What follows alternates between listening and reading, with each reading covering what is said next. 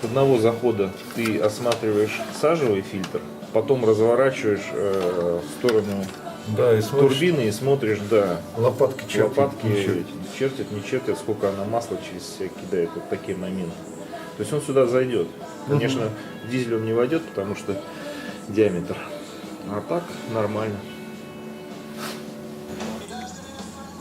Вот так люди ездят, доезжают до последнего. Вот пока не завернет ремень. Там по классической схеме получается нитка распустилась, ее намотал на ГРМ Да, и перескок с загибом клапана. да. Ну вот трещина через зонд для диагностики дизелей видно будет. Причем видно будет четко. И они даже когда закопчены. Ну, на грузовиках вот такие варианты.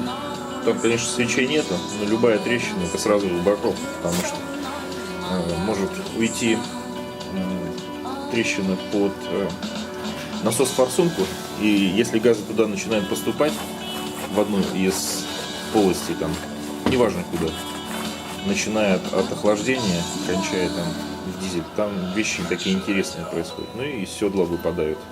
Бывает так, вниз, бум, и все, приехали. На Марс летают, а мы тут все моторы чиним. На наших моторах летаем. Трехцилиндровых. Турбо. Немцы знают. Да, как далеко. Тему с Kia помнишь, да? С задирами. Ну, да. Она набрала юбилейный просмотр в 50 тысяч. Это тебе просвещаться будешь.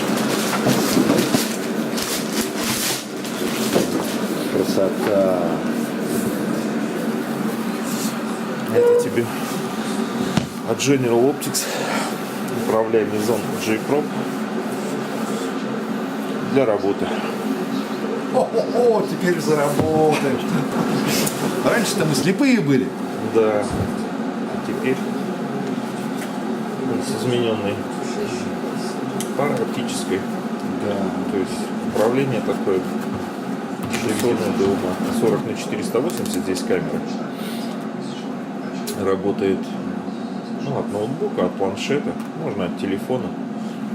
Как пользоваться сейчас вспомнишь быстро. Да. Вот.